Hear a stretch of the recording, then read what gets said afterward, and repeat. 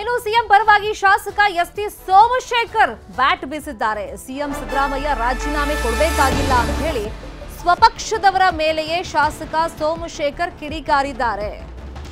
ಶಾಸಕ ಎಸ್ಟಿ ಸೋಮಶೇಖರ್ ಹೇಳಿಕೆ ಇದು.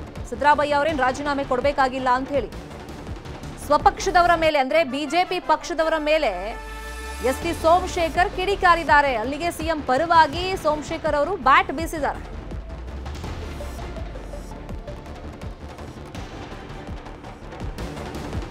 ಎಸ್ಟಿ ಸೋಮಶೇಖರ್ ಏನ್ ಹೇಳಿದ್ದಾರೆ ನಮ್ಮ ಪ್ರತಿನಿಧಿ ಹೆಬ್ಬಾಕ ತಿಮ್ಮೇಗೌಡ ಅವರನ್ನು ಮಾತಾಡಿಸಿದ್ದಾರೆ ನೋಡೋಣ. ಹಂಚಿಕೆ ಹಗರಣಕ್ಕೆ ಸಂಬಂಧಪಟ್ಟಂತೆ ಇಡಿ ಇದೀಗ ಸಿದ್ದರಾಮಯ್ಯನವರ ವಿರುದ್ಧ ಎಫ್ಐಆರ್ ಅನ್ನು ಹಾಕಿದೆ. ಮತ್ತೊಂದು ಕಡೆಯಾಗಿ ವಿಪಕ್ಷಗಳು ಸಿದ್ದರಾಮಯ್ಯನವರ ರಾಜೀನಾಮೆಗೆ ಆಗ್ರಹಿಸಿದ್ದಾವೆ. ಬನ್ನಿ, ಈ ಸಂಬಂಧವಾಗಿ ನಮ್ಮ ಜೊತೆ ಮಾತನಾಡೋದಕ್ಕೆ ಬಿಜೆಪಿ ಶಾಸಕ ಎಸ್ಟಿ ಸೋಮಶೇಖರ್ ಇದ್ದಾರೆ, ಮಾತನಾಡ್ತೀನಿ.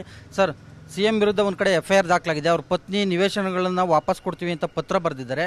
ಈಗಿರುವಾಗ ಬಿಜೆಪಿ ನಾಯಕರುಗಳು ರಾಜೀನಾಮೆಗೆ ಆಗ್ರಹ ಮಾಡ್ತಾ ಇದ್ದಾರೆ. ಸರ್, ಬಿಜೆಪಿಯವರು ಕೇಳ್ತಕ್ಕಂಥದ್ದಕ್ಕೆ ಏನು ಬೆಲೆ ಇಲ್ಲ. ಅವರ ಧರ್ಮಪತ್ನಿಯವರು ಯಾವತ್ತೂ ಕೂಡ ಸಿದ್ದರಾಮಯ್ಯನವರ ಅಡ್ಮಿನಿಸ್ಟ್ರೇಷನ್ನಲ್ಲಿ ಇಂಟರ್ಫಿಯರೆನ್ಸ್ ಆಯ್ತಾ ಇರಲಿಲ್ಲ, ರಾಜಕಾರಣಕ್ಕೂ ಎಂಟ್ರ್ ಆಗ್ತಿರಲಿಲ್ಲ. ಅವರು ಕಾನೂನು ಬಾಹಿರ ಅಲ್ಲ, ಕಾನೂನು ವ್ಯಾಪ್ತಿಯೊಳಗಡೆ ಸರ್ಕಾರ ಏನು ತೀರ್ಮಾನ ಮಾಡಿದ್ದಾರೆ ಅದ್ರ ಪ್ರಕಾರನೇ ಅವರು ಮೂಡಾದಲ್ಲಿ ಕೇಳಿದ್ದಾರೆ. ಆಗ ಭಾರತೀಯ ನೇತೃತ್ವದ ಜನತಾ ಪಕ್ಷ ಅಧಿಕಾರದಲ್ಲಿತ್ತು. ಅವಾಗ ಸ್ಕೂಟ್ನಿ ಮಾಡಿ ಅವರು ಕರೆಕ್ಟ್ ಇದೆ ಅಂತಕ್ಕಂಥದ್ದನ್ನು ತಿಳಿದು ಅವರಿಗೆ 50% 14 ಸೈಟ್ನ ಕೊಟ್ಟಿದ್ದಾರೆ. ಬಟ್ ಇತ್ತೀಚಿನ ಬೆಳವಣಿಗೆಗೆ ಪಾರ್ವತಮ್ಮನವ್ರ ಮನಸ್ಸಿಗೆ ಬೇಜಾರಾಗಿರಬೇಕು. ನನ್ನಿಂದ 40 ವರ್ಷ ರಾಜಕಾರಣದಲ್ಲಿ ನಮ್ಮ ಯಜಮಾನರು ಸಿದ್ದರಾಮಯ್ಯನವರಿಗೆ ಯಾವತ್ತೂ ಒಂದು ಕಳಂಕ ಆಗಲಿ, ಕೆಟ್ಟ ಸಾಲಿ, ಕಪ್ಪು ಚುಕ್ಕಿ ಅಲ್ಲಿ ಇರಲಿಲ್ಲ.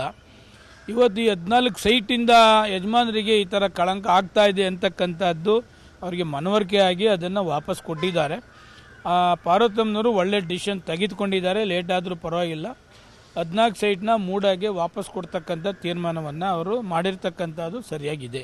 ಈಗ ನೀವು ಕೂಡ ಮೈಸೂರು ಜಿಲ್ಲಾ ಉಸ್ತುವಾರಿ ಸಚಿವರಾಗಿದ್ದರೆ, ನಿಮ್ಮ ಅವಧಿಯಲ್ಲೇ ನಿವೇಶನ ಹಂಚಿಕೆ ಇಷ್ಟಾದರೂ ಕೂಡ ನಿಮ್ಮ ಬಿಜೆಪಿ ಪಕ್ಷದ ನಾಯಕರುಗಳು ಇದೀಗ ಸಿಎಂ ಮೇಲೆ ಒತ್ತಡವನ್ನು ಏರ್ತಾ ಇದ್ದಾರೆ. ಇದ್ರ ಹಿಂದಿನ ಉದ್ದೇಶ ಏನು ಸರ್? ನೋಡಿ, ಅವರಿಗೆ ಬೇರೆ ಇನ್ನೇನು ಮಾಡತಕ್ಕಂಥದ್ದು ಕೆಲಸ ಇಲ್ಲ. ಬರೀ ಸಿದ್ದರಾಮಯ್ಯನವರು ಒಬ್ಬರಿಗೆ ಕೊಟ್ಟವರ? ಬಿಜೆಪಿ MLAಗಳು, ಬಿಜೆಪಿ ಶಾಸಕರುಗಳು ಯಾರು ಮೂಡಾದಲ್ಲಿ ಈ ಥರ ಸೈಟ್ ತೆಗೆದುಕೊಂಡೇ ಇಲ್ವಾ? ಅದನ್ನ ಯಾಕೆ ಮಾತಾಡೋದಿಲ್ಲ ಅವರು? ಅದನ್ನು ಕೂಡ ಮಾತಾಡಬೇಕಲ್ಲ.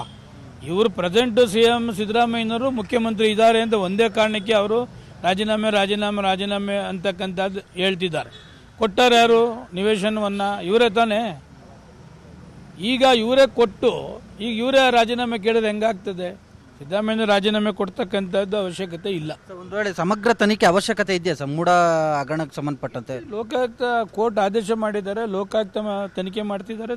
ತನಿಖೆಯಲ್ಲಿ ಸತ್ಯಾಂಶ ಹೊರಬರ್ತದೆ, ಏನಂತ ರಿಯಲ್ ಹೊರಬರ್ತದೆ. ಕೊನೆಯದಾಗಿ ಸರ್, ಇಡಿ ಅಲ್ಲ ಲೋಕಾಯುಕ್ತ ತನಿಖೆ ಹಂತದಲ್ಲಿರುವಾಗ ಇಡಿ ಸುಮೋಟೋ ಕೇಸ್ ದಾಖಲು ಮಾಡ್ಕೊಂಡಿರೋದು ಒಂದು ರೀತಿ ರಾಜಕೀಯ ಪ್ರೇರಿತ ಅಂತ ಕಾಂಗ್ರೆಸ್ನವರ ಆರೋಪ ಸರ್. ಇಲ್ಲ, ಅದು ನನಗೆ ಮಾಹಿತಿ ಇಲ್ಲ.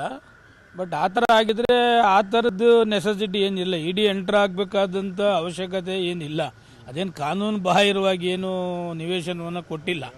ಇಡಿ ಎಂಟ್ರ್ ಆಗಿದ್ರೆ ಇದು ಪೊಲಿಟಿಕಲ್ ದೃಷ್ಟಿ ಇಟ್ಕೊಂಡಿರ್ತಾರೆ, ತೊಂದರೆ ಕೊಡಬೇಕು ಅಂತಕ್ಕಂಥ ದೃಷ್ಟಿಯಿಂದ ಇವೆಲ್ಲ ಮಾಡ್ತಿದ್ದಾರೆ. Thank you. ಸೊ ಇದಿಷ್ಟು ಮಾಜಿ ಸಚಿವ ಎಸ್ಟಿ ಸೋಮಶೇಖರ್ ಅವರ ನೇರ ನುಡಿಗಳು. ಕ್ಯಾಮ್ರಾಮನ್ ಶಿವಪ್ಪ ಜೊತೆ ಹೆಬ್ಬಾಕ ತಿಮ್ಮೇಗೌಡ, ನ್ಯೂಸ್ 18 ಕನ್ನಡ, ಬೆಂಗಳೂರು. ಕನ್ನಡಿಗರ ನೆಚ್ಚಿನ ನ್ಯೂಸ್ 18 ಕನ್ನಡ ಈಗ ವಾಟ್ಸ್ಆಪ್ನಲ್ಲೂ ಲಭ್ಯ. ಕರ್ನಾಟಕ, ದೇಶ ವಿದೇಶಗಳ 360 ಡಿಗ್ರಿ ಸುದ್ದಿಯ ವಿವರಗಳನ್ನ ನಿಮ್ಮ ಕೈ ಬೆರಳುಗಳಲ್ಲೇ ಪಡಿಲಿಕ್ಕೆ ಈ QR ಕೋಡ್ ಅನ್ನ ಸ್ಕ್ಯಾನ್ ಮಾಡಿ, ನಮ್ಮ ಚಾನಲ್ ಫಾಲೋ ಮಾಡಿ, ನೋಟಿಫಿಕೇಶನ್ ಆನ್ ಮಾಡಿ.